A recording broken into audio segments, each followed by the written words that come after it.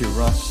So we are here to literally, quite literally, for the day. Sorry, I've got to do this because the camera is fixed. I know. Back. I've got to join the dots. This session is indeed titled Joining the Dots, as you can see, or Connecting the Dots, Building Untapped Synergies. And it's a fantastic session to end the first day of our event here off. We've been talking about a huge variety of topics. We've been touching on every single channel. We've been hearing about how important it is to absolutely cherish traditional channels, such as voice and SMS, one which is 140, well, since 1876, almost 150 years old, 147 years old, one which is 31 years old in a couple of days, but also embrace the new. And it was a very, very good point from Hugh, Mobile Squared made, that initially SMS was picked up by typically older people, but now we have channels being picked up by younger people. So it's a tough world to be able to cater for the expectations and the wants of not just the actual end consumers and the subscribers, but of course, ultimately the enterprises paying the bills that want a defined outcome. So as Ross said, pleased to be joined today by Rakuten Viber in the shape of Cristina Constandache, who is the Chief Revenue Officer of Rakuten Viber. Come on down. Thank you, Cristina.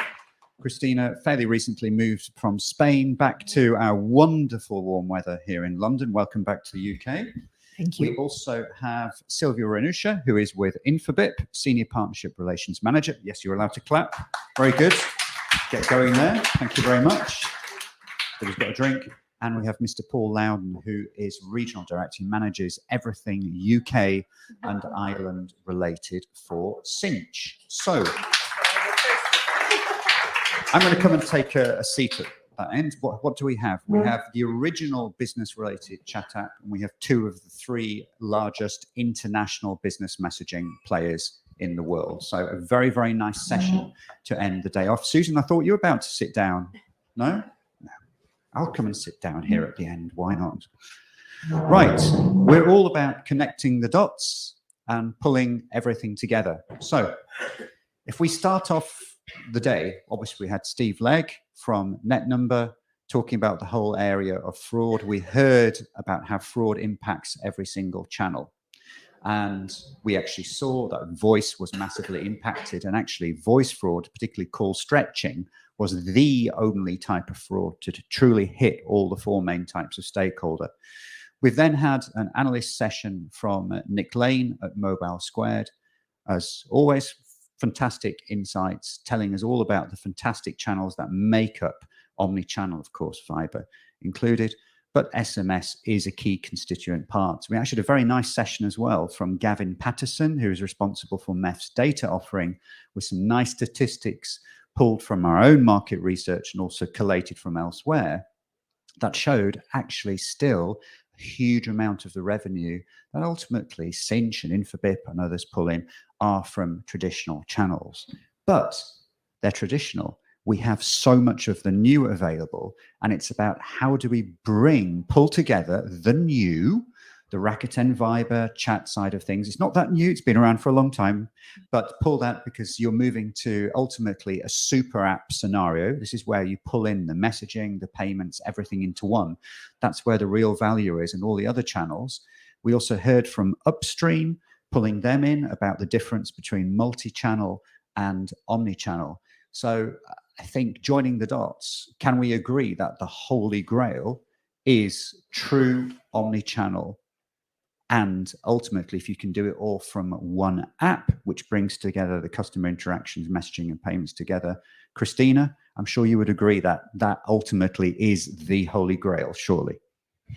I do agree with that, though I'm not sure that doing it all from one app is the end purpose, because ultimately like somebody said earlier today, it's not about choosing one channel over another. It's how you actually integrate several channels and you find the synergies. That was you, of course.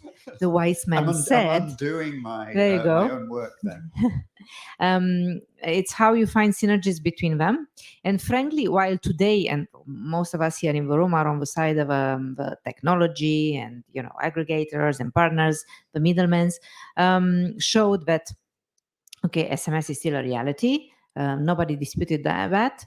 Part of the day was dedicated to SMS is dying, SMS is not dying, can SMS be revived?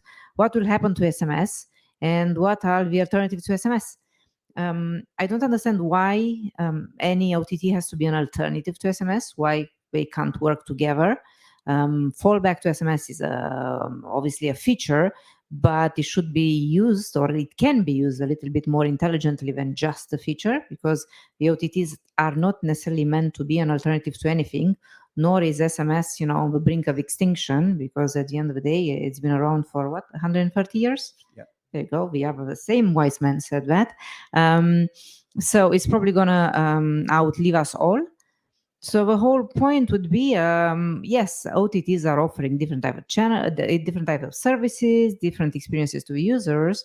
But once again, it's about user experience and how the different channels can actually work together, and where it makes sense to put them together versus one app doing it all. Paul, so it's very, very easy to get caught up in all the hype and the fantastic things that richer, I'm very careful with what I use here, richer messaging channels, whether it would be Viber or others, or indeed it could be RBM, etc., offer. But surely the proof of the pudding is actually in the result and how many businesses are actually using the solution. And again, from Nick's presentation, it wasn't on his presentation, but he mentioned 8.5% of businesses, and I know from previous presentations there are over 300 million listed businesses around the world, so only 8.5 of them are just using SMS, never mind anything else.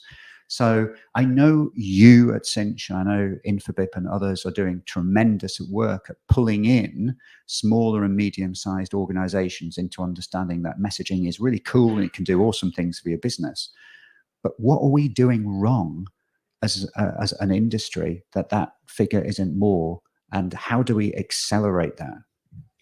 Well, I think I would start with 2 comments. I've never found an enterprise who doesn't want to get closer to their customers. So certainly there's the appetite out there to really understand it. And let's not lose sight of, SMS has been a really good channel for communications historically. Think about the reach and coverage, think about the simplicity of it. I read an article over the weekend around it's it's called a non-noisy channel. You don't have the noise that you have in a more social channel. So we're competing against something that has a real pedigree. Second thing I think is that enterprises, there's still a huge amount of education that needs to go on. They understand the concepts of each of the individual solutions, especially around OTT, RCS. So conceptually, they get it. I think where they struggle with is the aggregation of it. So how do I put it into a cohesive strategy that allows our customers to get a channel of choice?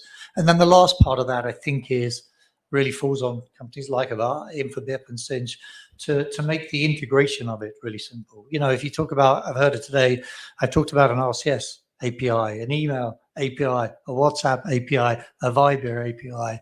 Think about the complexity in terms of a customer integrating that kind of solution. And I think the onus is on us as an aggregation business. So how do we simplify that?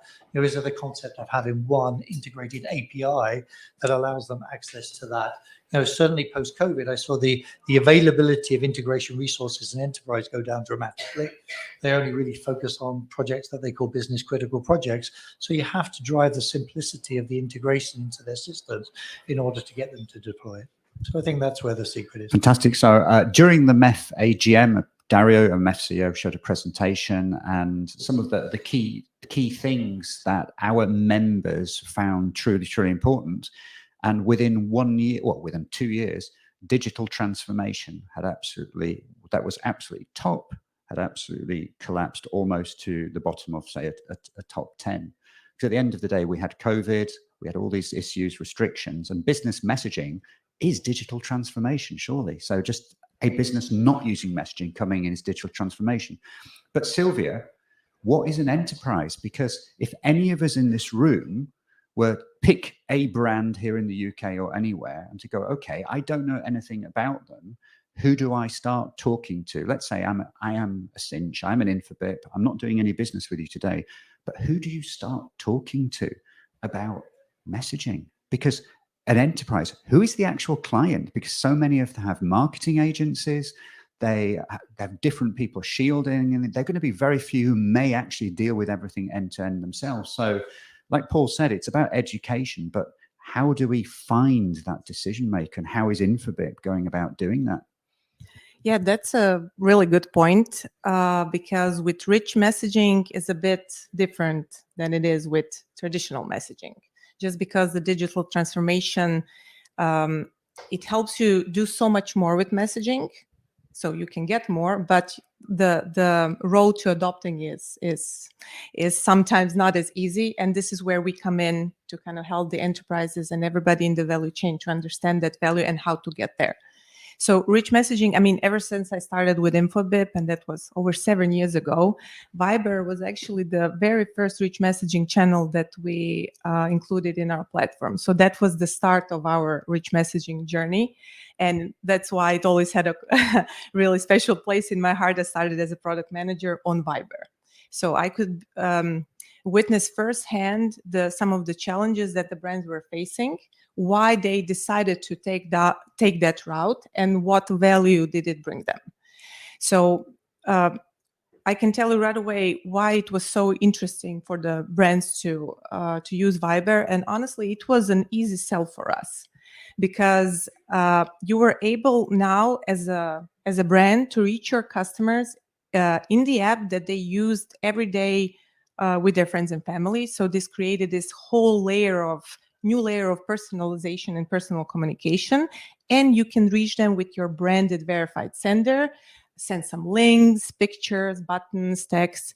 So it really helped you as a brand to stand out and do so much more with messaging. So first, when we started to use it, we were kind of mimicking the SMS use cases, enhancing with some of the features, rich features that Viber has to offer. And we immediately noticed that this type of campaigns showed increased in customer engagement and generally performed better. So especially in the early days, and this goes along your question, we were always trying to make a comparison to see where the sweet spot is. Who do we need to talk with?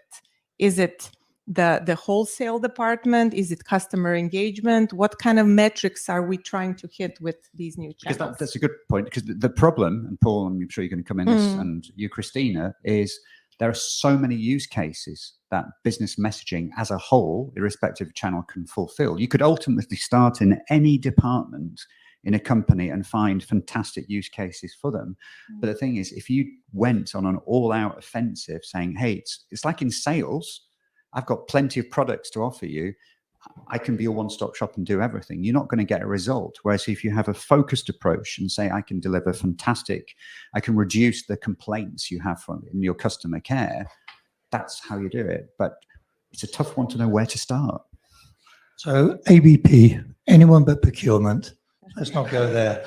So I think, we've always looked at conversational channels being in 3 different areas, haven't we? We've looked at CPaaS for marketing, we've looked at verification, authentication, and then we've looked at the service environment. I think, we talked about it earlier, certainly post-COVID or during COVID, we saw a huge uptick in two-way conversational channels, specifically, WhatsApp, as the figures coming into the service environment. Why was that? Pragmatism. All of a sudden, all the service environments were working from a strange environment, home-based environment. Taking a voice call wasn't that easy. So it was a market dynamic that really drove that. And then the other thing we're seeing here in the UK is the verified sender. The verified sender concept, or the ability to drive some level of trust through your rich communication is critical. We're seeing some of the big delivery companies deploy rich messaging really for this to try and develop more trust in their brands. Things like sending pictures of the delivery driver so you could validate that they're right, sending the registration numbers of the delivery driver. So that kind of verified trust is something that's really driving it. And, you know, if you look at trust, that's pervasive across marketing, verification, or service. And then the last thing, I think you'll see more digital transformation. You make a comment around that. You're seeing that role really drive up in enterprises where they have digital transformation people or teams, because they know that this digital transformation doesn't just sit in one area, and they need somebody to sit above that. And business messaging is an easy win for them because it transcends the department, the use case, anything. And it comes up, you know, and, you know, if you look at some enterprises, I would imagine in some of the multinational enterprises, they've got multiple relationships with multiple aggregators around different, you know, Viber, WhatsApp, SMS, you know, the whole business is really fragmented in the way they've deployed it. So having this layer of digital transformation, pulling it together, you know, it has proved beneficial for companies, certainly from economies of scale, but also pulling together, you know, different user cases or different experiences across their business.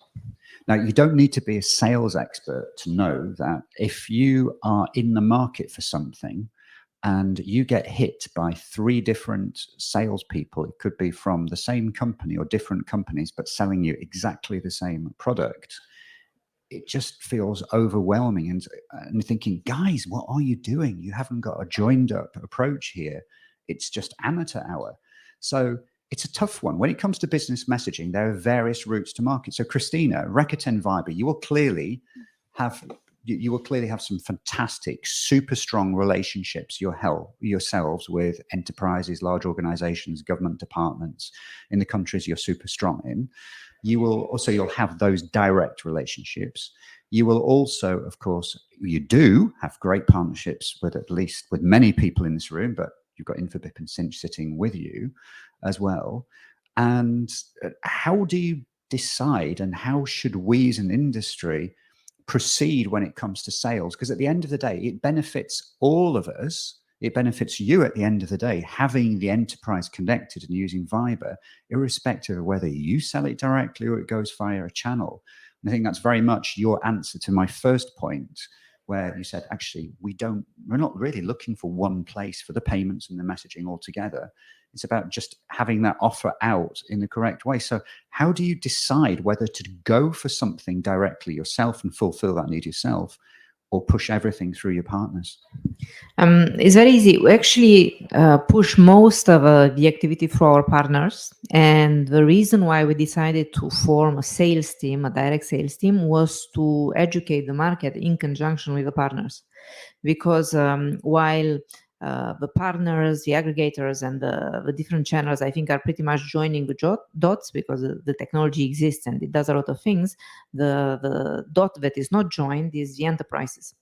So we know, and realistically speaking, despite the fact that Infobip and Sinch are key partners, and we've been working with Infobip since like forever, as a company, they have their priorities and they have their roadmaps, and they have their own things that they need to push. So just relying on them to educate the enterprises on Viber specifically was not enough. Despite the fact that they put considerable effort into it. So we decided to do the same most of the times with them, or whenever possible with them, or separately, but then for integration purposes and in order to respect the partnership, we will be working through the aggregators. This is specifically for business messaging. After that, the other direct relationships that we may have are covering some of the other products that fall into the super app area, from payments to bots it's a different approach to more of a marketing mix rather than the pure rich business messaging. So, Paul, you're dying to get involved. Go for it.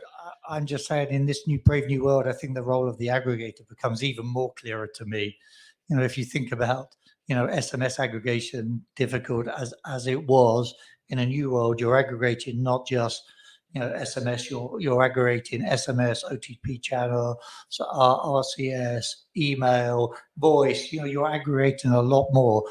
Each one of those with their own business model, commercial integration. So I think the role of the aggregator becomes even more important in this in this brave new world. Can I ask, how do we bring the mobile operators into this equation? So we've obviously heard earlier today about something called RBM. So it's a carrier-based messaging channel along with SMS and other things. We know generally around the world, you don't have to go too far on a very well-known search engine or any search engine to find out that some of the most trusted brands in the world or most admired brands in the world are mobile network operators. So the most admired brand in Africa for the past 3 years is MTN. Fact. By the average person on the ground, the 1.5 billion people across the ground in Africa, MTN, everyone knows them. So that on its own is very powerful information. So we know mobile operators generally, and of course, there's some fantastic people from mobile operators in this room who work on A2P, but mobile operators are here primarily for P2P, and A2P is very much a sideline. How do we use and tap into that strength and power that mobile operators have, that you guys, it doesn't matter how big you are, whether you're a Sinch or an Infobip or Viber, in the countries you're strong, you have super brand presence as well. But generally around the world, how do we tap into that MNO advantage? Well, we have actually been working with quite a few operators where they are using Viber services or selling them to their customer base. So we know in Croatian Telecom, also very known brand, they work with a ton of insurance companies, banks. We have been launching Viber campaigns for them ever since we started.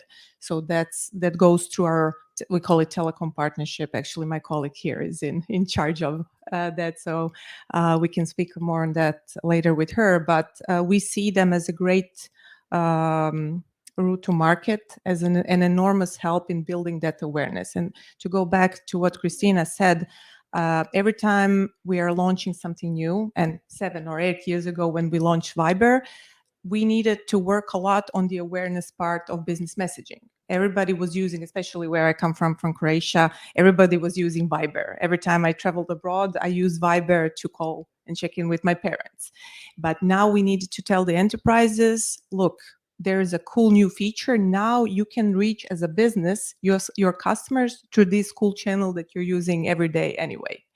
And that awareness piece, we were working together, creating the buzz around it. And to make a parallel with RCS, this is something that we need on RCS as well. The industry and the partners coming together to make something a success and to tell the world, okay, this is what this cool channel is about. This is what you can do, create case studies, work together on the most important accounts. And we did such a great job on Viber ever since we started, and approaching key markets together produced great results. So it's about setting ego aside. It really is, because you've got the operators. Yes, we've got a strong brand. Yes, you've got a strong brand. Yes, Viber on its own has got a strong brand. But at the end of the day, everybody can benefit. Yeah, everyone can benefit if you get that client on board, that enterprise client. So it's about how you do that. So I think what we're hearing is, sure, you can all compete, whether you're all operators or all different OTTs, etc.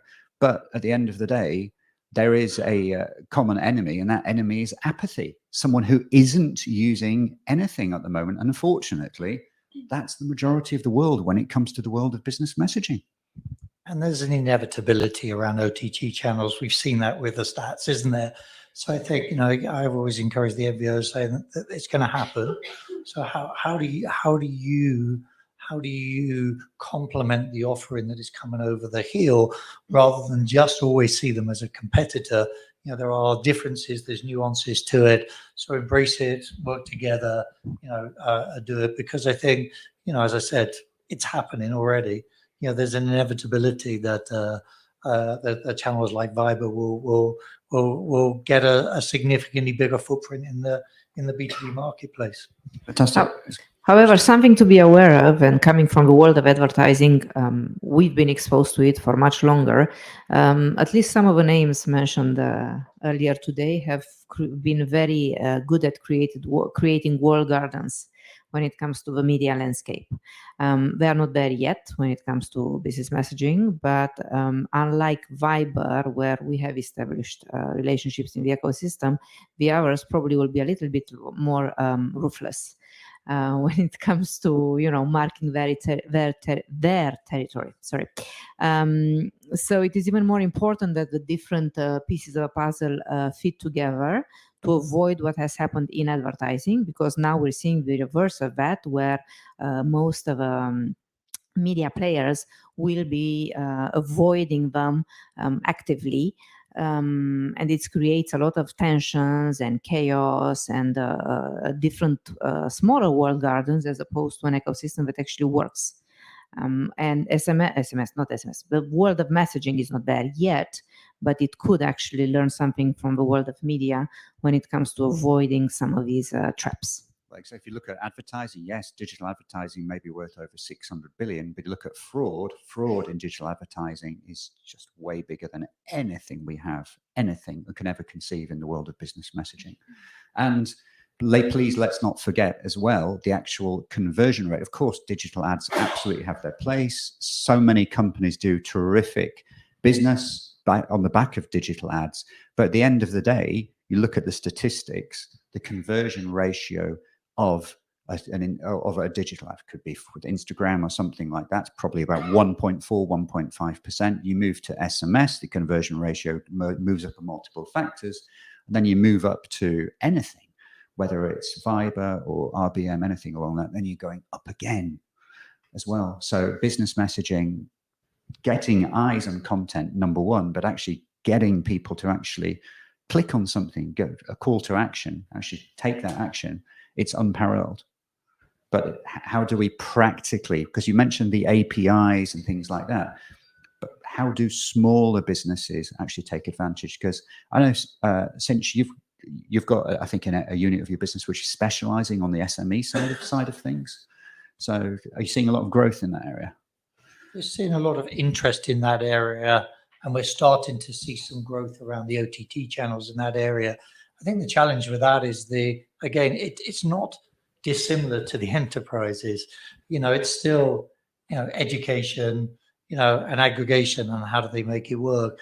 What I have seen, though, is the SMB mid-market drive up user cases a lot quicker than enterprises. Take a user case from a POC to a specific user case and scale it in their breadth, scale it very quickly. I think in the enterprise world, we've seen a lot of enterprises try and roll up very small specific user cases for other channels that tends to stay there. So they'll continue with that user case, but they can't scale it up. And again, that's a lot to do with the way that they're quite fragmented. We talked about it earlier around they're relatively siloed. So part of the challenge is how do you, even within an enterprise, how do you take an internal user case or a study and take it around their business? This land and expand kind of concept is really on us to do. Well, that would be through a trade organization like MEF, because if you go to RCS, just for example, RCS or RBM business cases, go to Google, we appear almost at the top in the search. And it's an idea we've had within MEF, but I'm sure it's something that could be implemented once we have our new website, etc., moving forward.